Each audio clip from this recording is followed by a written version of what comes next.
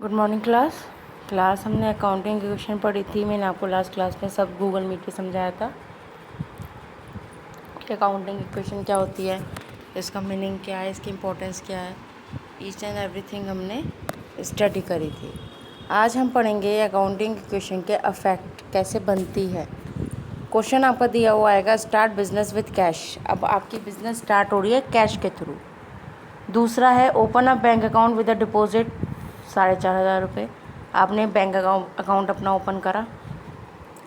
तीसरी है परचेज़ करा good mister son and company से 11,200 का। मैंने कहा था कल समझाया था asset equal to liability plus capital बनती है। एसेट्स क्या क्या आती हैं हमारी? कैश आती है, बैंक आती है, स्टॉक आती है, ये सारी चीज़ें एसेट्स होती हैं। लायबिलिटी में हमारे कैरेक्टर्स आते हैं, कैपिटल में कैपिटल होती है।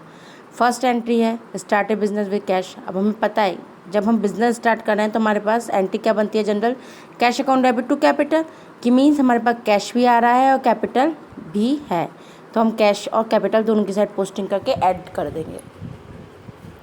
फिर हमारी दूसरी एंट्री है open a bank account with a deposit 4,500 rupees. अब आपने बैंक अकाउंट ओपन करा, तो जब आप बैंक अकाउंट ओपन कर रहे हो तो आपके पास से पैसा तो जाएगा ना। पैसा जाएगा तो आप 4,500 रुपये तो कैश में से तो घटा दोगे क्योंकि आपके पास से कैश जा रहा है, लेकिन बैंक में 4,500 रुपये ऐड हो जाएंगे और लायबिलिटी में कोई इसका इफेक्ट नहीं पड़ेगा, अमाउंट सेम का सेम रहेगा।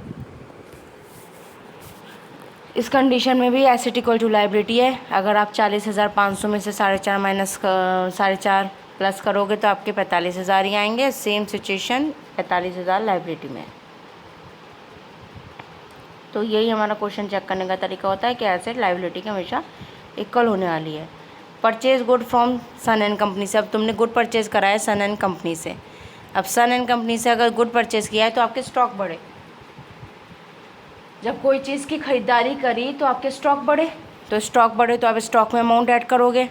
और लायबिलिटी में जब आपने परचेज करा है, अब ये तो है नहीं शो कि कैश में है या, तो हम क्रेडिटर्स भी बढ़े हुए दिखाएंगे, तो उधर हमने क्रेडिटर्स में अमाउंट डाल दिया। आप टोटल अमाउंट करेंगे तो बिल्कुल इक्वल बैठेगा, asset equal to liability. Same question second होना है।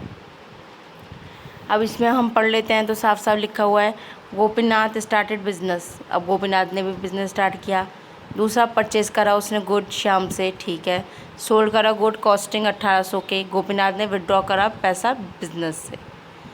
तो अगर हम इनकी नॉर्मल जनरल एंट्री देखें तो cash account debit to capital, purchase करा है, purchase account debit to cash. Purchase करते हैं तो हमारे स्टॉक बढ़ते हैं, और सोल्ड करा है तो हमारे स्टॉक घटेंगे बेचने के टाइम। और गोपीनाथ ने विड्रॉ करा है बिजनेस से, तो drawing account debit to cash होता है, तो हमारी पैसा तो घटेगा, साथ में ड्राइंग में भी अफेक्ट आएगा। चलिए अब ट्रांजैक्शन दिखाती हूँ। Asset equal to liability plus capital. Asset में कैश, स्टॉक और डेटर्स दिखाएंगे। लायबिलिटी में क्रेडिटर्स और कैपिटल दिखाएंगे। कैश अकाउंट डेबिट हो तो कैश में और कैपिटल में अमाउंट दिखाएंगे। परचेज गुड फ्रॉम श्याम में हम स्टॉक बढ़े हुए दिखाएंगे और क्रेडिटर्स में अमाउंट दिखाएंगे। Sold good to Shyam. अब श्याम को आपने गुड बेचे 1,800 के, तो आपने 1,800 का गुड माइनस कर दिया स्टॉक में से। 18, क्योंकि उसकी जो गुड की कॉस्टिंग थी वो 1,800 थी, तो मीन्स आपने जो स्टॉक आपने रखा होगा वो 1,800 का रखा होगा। पे आउट आपने चाहे 1,500 करना है तो 1,500 आप डेटर्स में डाल दोगे, क्योंकि हमेशा इस सिचुएशन में जो कॉस्टिंग अमाउंट होता है वो स्टॉक में जाता है और जो पेमेंट अमाउंट होता है वो डेटर्स में जाता है, क्योंकि देनदार और लेनदार, क्रेडिटर्स होते हैं हमारे देनदार और डेटर्स होते हैं हमारे लेनदार। पैसा जो लिया गया है वो 1,500 लिया गया, तो 1,500 आपने शो कर दिए।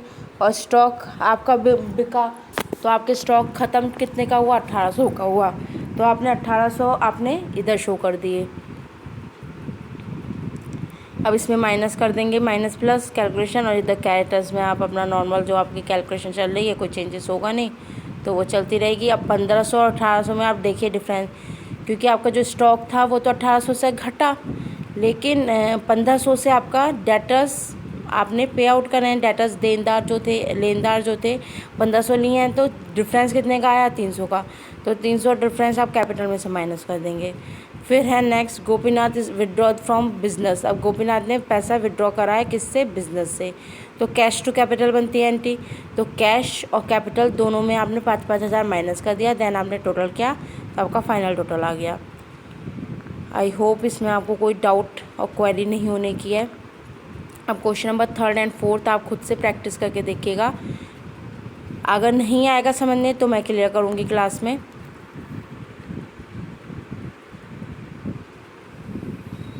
अगर आ जाएगा समझने तो इट्स ओके, अदरवाइज़ मैं क्लियर करूँगी आपको। 3rd 4th खुद से ट्राई करिए।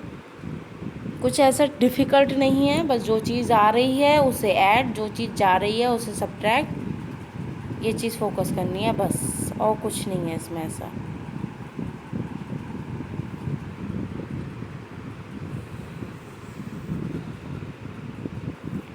अब हमें अकाउंटिंग इक्वेशन प्रिपेयर करनी है।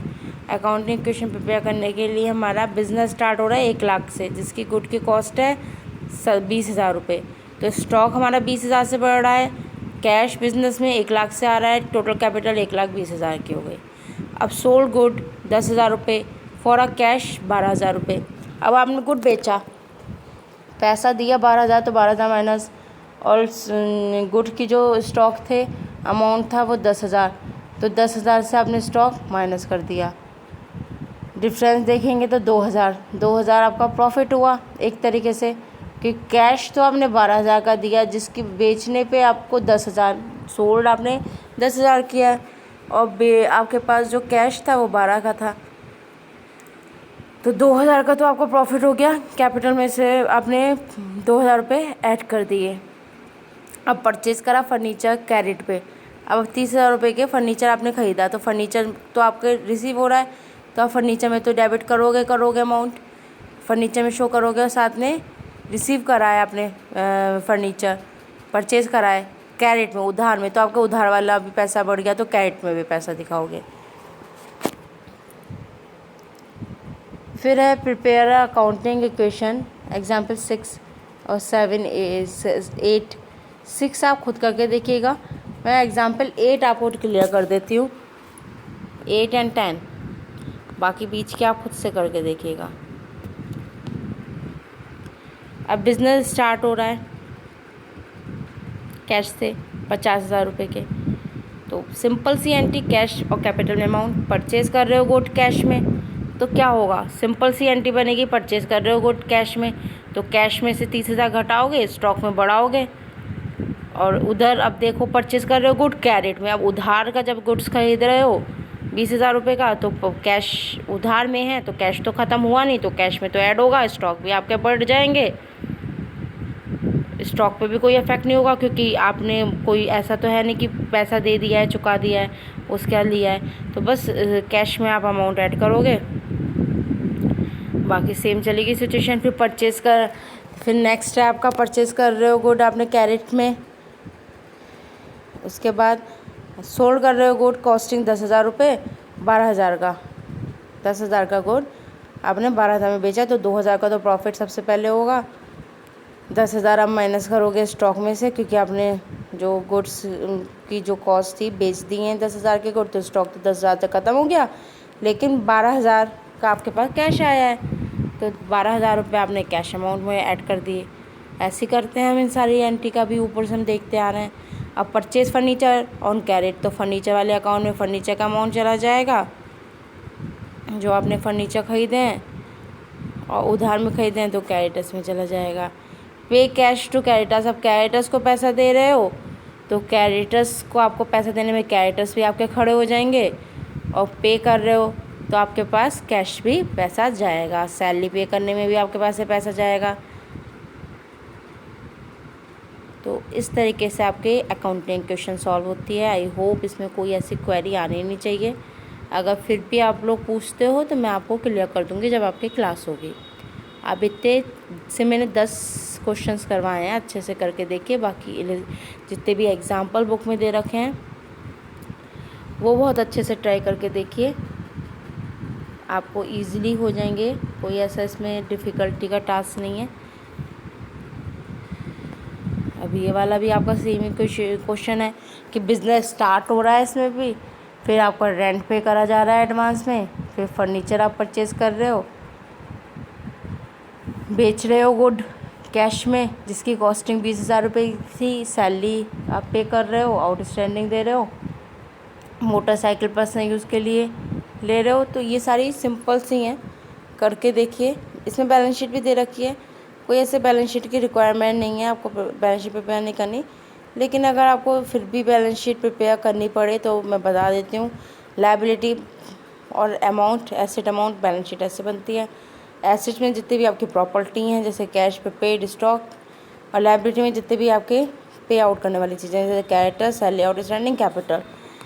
लेकिन बैलेंस शीट की कोई अकाउंटिंग इक्वेशन में रिक्वायरमेंट नहीं होती, सिर्फ आपको अकाउंटिंग इक्वेशन का फॉर्मेट बनाना और अकाउंटिंग इक्वेशन सॉल्व करना आनी चाहिए। करके देखिएगा प्रैक्टिस, अगर नहीं होते हैं तो फिर हम डिस्कस करते हैं।